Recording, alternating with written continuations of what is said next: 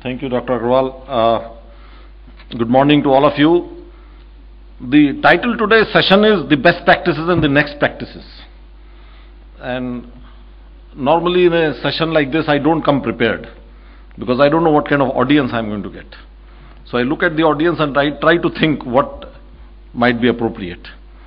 And I looked at the hall, looked at the people, and I said, how about the past practices? We are talking about the best practices, we are talking about the next practices. Can we look at the past practices? Right? I went to schools in small towns, and one of the school I went to was named Dharamvati Veera Nursery School. Okay? The college I went to was Raja Jwala Prasad Intermediate College, and so on and so forth. If you go to any small town in India, you will see colleges which are named after some reasonably wealthy person who thought about the need for education. Now this person made some money in business or in government. In fact, there was a time when honest people could actually make money in India in government.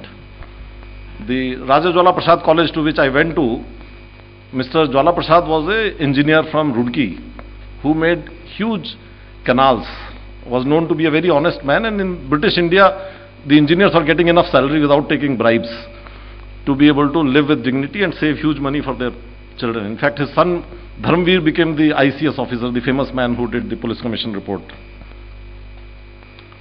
What I'm trying to drive you at is that in 1930s, 1940s, our people were setting up colleges not for making money, but because that was the right thing to do.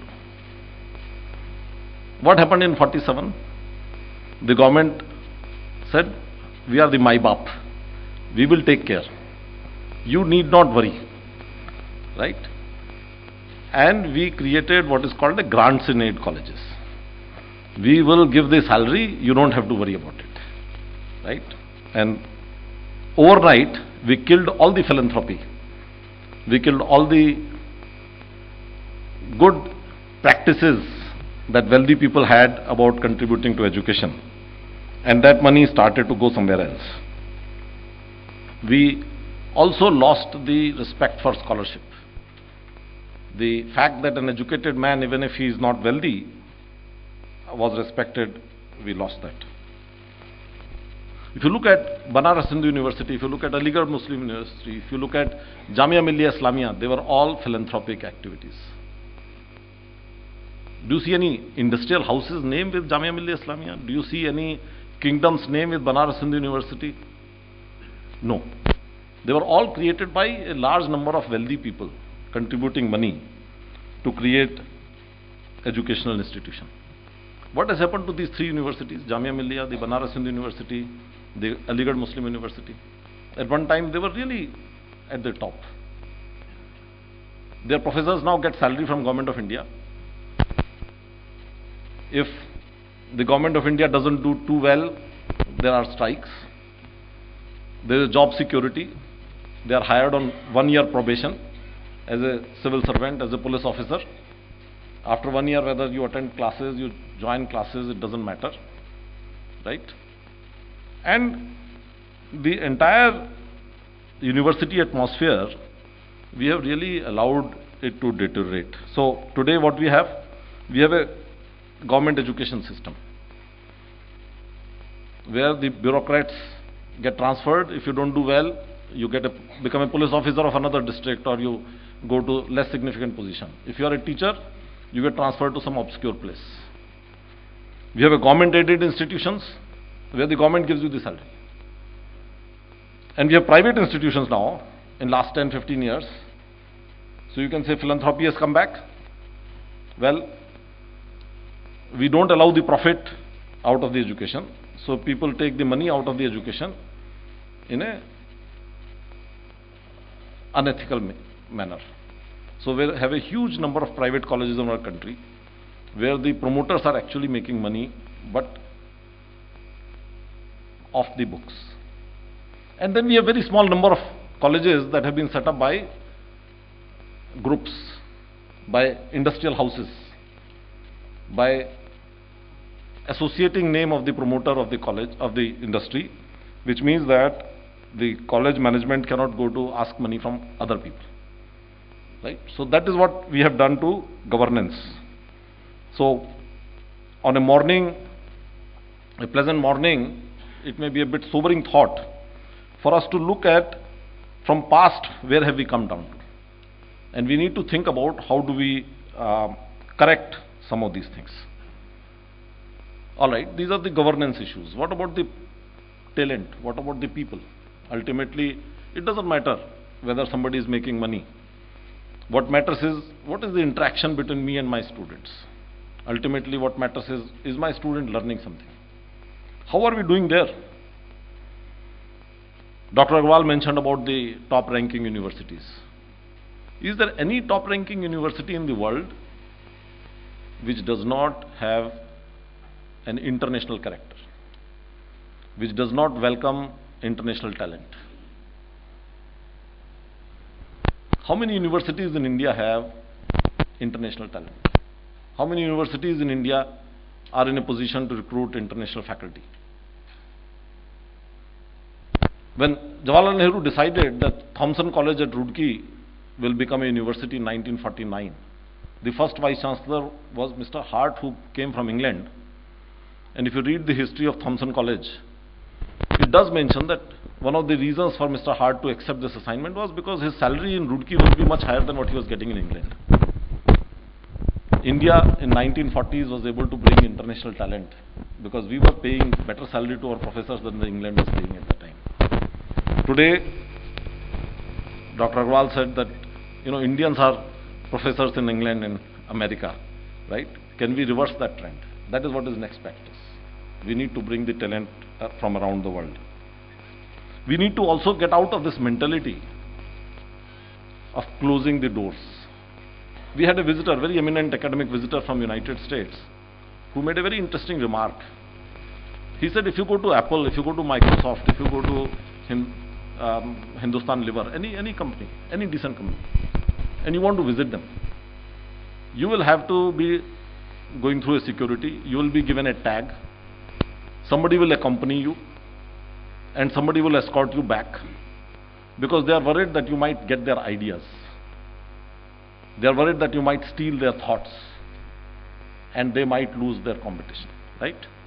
He says you can walk into Harvard, you can walk into MIT, nobody gives a damn. Nobody will accompany you, nobody will give you a tag, nobody would ask who you are. Everybody would be willing to discuss with you their ideas. He says, in fact, you can imagine all the MIT professors getting together, creating a volume of all their ideas on what makes MIT great, and hand over that volume to the director of IIT Gandhinagar as a present. And if you bring it and keep it in your library, chances are none of your professors would even bother to read it. In education, by sharing ideas, you don't lose ideas. In fact, if MIT were to give me 100 ideas, and if I were to implement 10 of them, I will gain something, but even MIT will gain something. They will say, our 10 ideas were tried in IIT Gandhinagar and they worked very well, therefore our ideas are good. Here we are, closing our doors, closing our windows for ideas. We are going into all kinds of restrictive practices. For example, when you do the admissions, how much should be the students of this kind, how much should be the students of that kind, how much should be the students of this state and that state.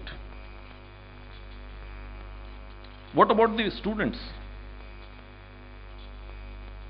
In last few months, my colleague who is handling the placement office, she is really upset. Why? The newspaper wallahs are calling her all the time. वो कितने का package मिला, salary कितना मिला? Because they need to sell newspaper. In order to sell the newspaper, they need to say that IIT Delhi guy got a Facebook job for 70 lakh rupees a year.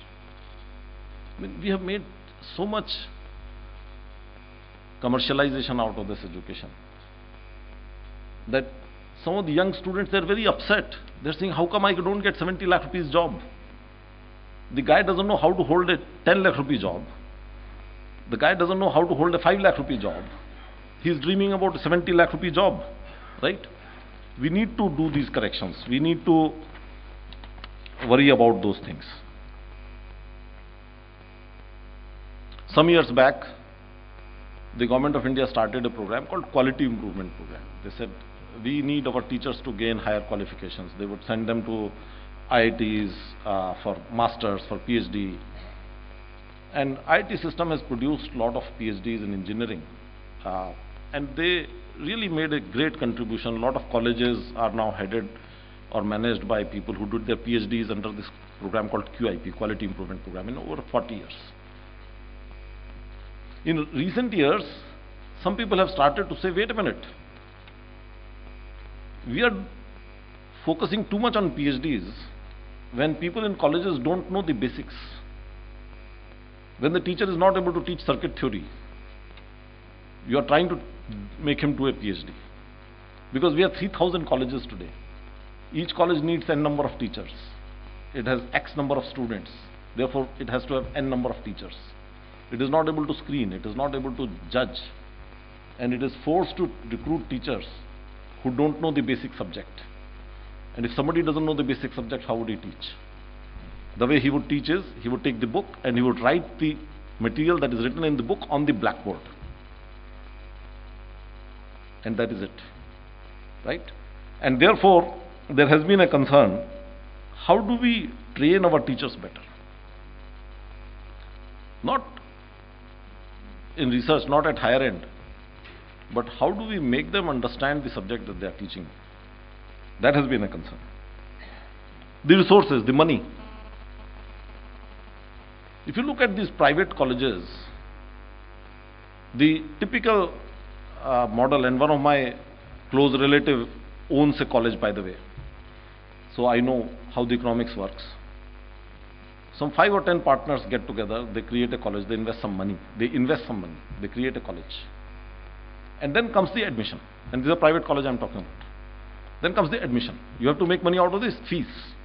Now if you don't have students, you don't make fees. Right? And how do you get the admission? Right now there are more seats in India than the number of aspirants. There are admission mandis. My brother, my cousin went to one of those mandis and they are brokers. If you give them so much money, they will send you so many students for admission. And they give you bulk discounts.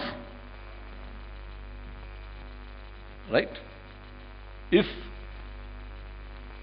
you will give me 20 students, your commission would increase. Right? So my cousin says, वो last year तो problem हो गया, हमें पता ही नहीं था मंडी होती है. This time सब set हो गया. Right?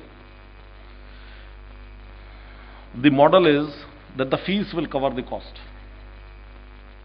Even when I hear some of the eminent industrial houses setting up engineering colleges, and many of them come to me for discussions, they say capital cost हम कर देंगे, बाकी running cost, operating cost fees से हो जाएगा.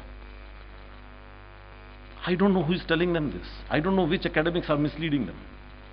Education is a bottomless pit. You can never ever have enough money for education.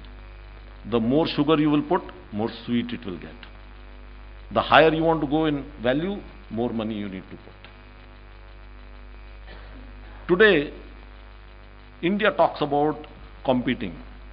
And we have been competing very well in many sectors. We have been competing very well in economic sectors, for example. How about education? 10 years back in the United States, they created an undergraduate engineering college saying that engineering education needs to be revamped. We have lost trust in the engineering education being done by the best of the world. And we want to re-engineer the engineering education. And they put in the bank $1.5 million per student.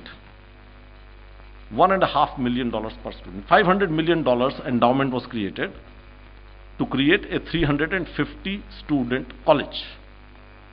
And said, please re-engineer the education. There are universities now which have $2 million. If you look at Princeton, if you look at Harvard, if you look at Caltech, their endowment today is $1.5 million to $2 million in the bank per student.